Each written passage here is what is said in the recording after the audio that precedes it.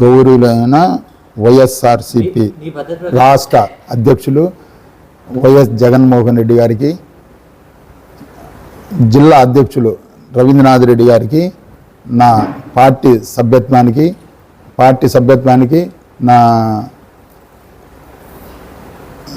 సభ్యత్వానికి రాజీనామా చేస్తాను. దీని కొన్ని కారణాల వల్ల నేను పార్టీకి రాజీనామా చేయడం జరుగుతుంది. మరి ఈరోజు కొన్ని ఇబ్బందుల వల్ల 5 సంవత్సరాల నుండి చాలా ఇబ్బందులు పడుతున్నా. ఇబ్బందులు దీన్ని బేస్ చేసుకొని ఈరోజు మరి రాజీనామా చేసేదానికి నేను ముందుకొచ్చి నా పార్టీకి వైఎస్ఆర్ పార్టీ సభ్యత్వానికి నేను రాజీనామా చేస్తానని మీకు తెలియజేయడం ఉంది. వేరే పార్టీలో మారుతారా?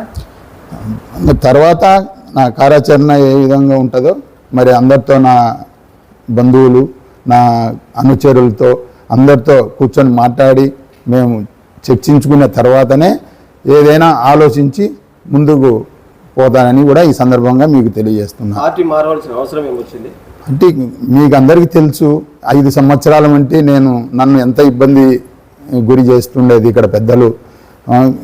ఈ పెద్దలతో ఎంత విధంగా ఇబ్బంది పడినానో, మరి పెద్దలు కొంతమందికి నా అవసరం, నాకు జరిగే అన్యాయం కూడా పెద్దలకు, ఎంపీ గారికి కూడా దృష్టికి కూడా తీసుకుపోయినా కూడా పరిష్కరించలేదు.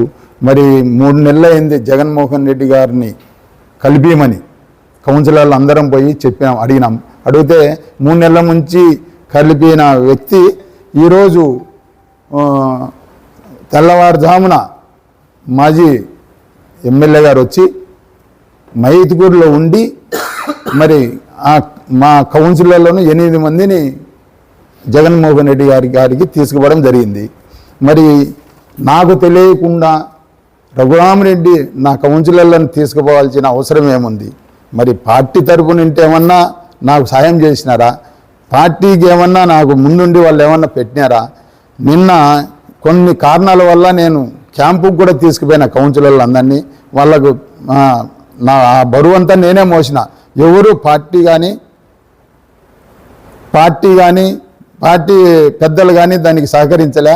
నేనే అందరినీ చేసుకొని వాళ్ళందరినీ కూడా నా అంపడి ఉండేటట్టుగా చేసుకున్న తర్వాత ఈరోజు ఉన్నట్టు ఉండి మరి జగన్మోహన్ రెడ్డి గారికి ఆ కౌన్సిలర్లను తీసుకుపోవడం జరిగింది.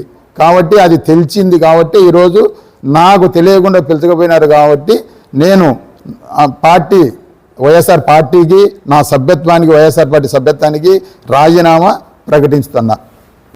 అనుకుంటే అది వాస్తవాలు కాదు కదండి. నేను ఎప్పుడూ ఎవరికి పోయి అడిగి నేను పోయి చేస్తాడా, నేను పోతాడా అని ఎవరికి నేను చెప్పలేదు, నేను అడగలేదు. కానీ ఇక్కడ అంట జరిగేటటువంటి కౌన్సిలర్లందరినీ నేను 2 నెలల నుంచి నేను ఎందుకు వాళ్ళందరినీ దగ్గర పెట్టుకొని నేను వాళ్ళకందరికీ బాగా చూసుకొని ఎందుకు పెట్టుకుంటా? పార్టీలో ఉండాలనే కదా. పార్టీలో ఉండి నేను చైర్మన్ పదవి ఉండాలనే నేను కోరుకున్నా.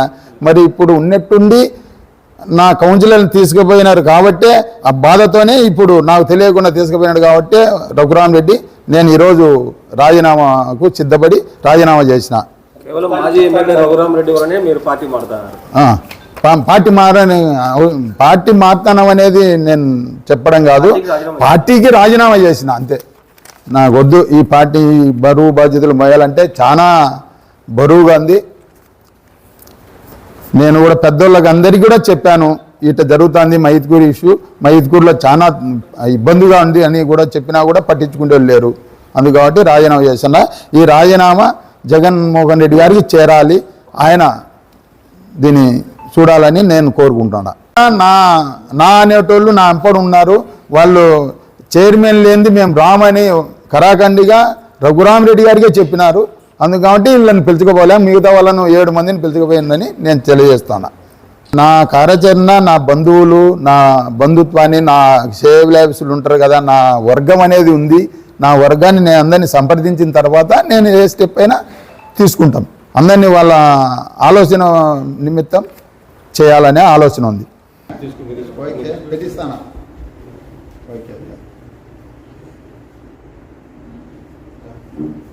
నువ్వు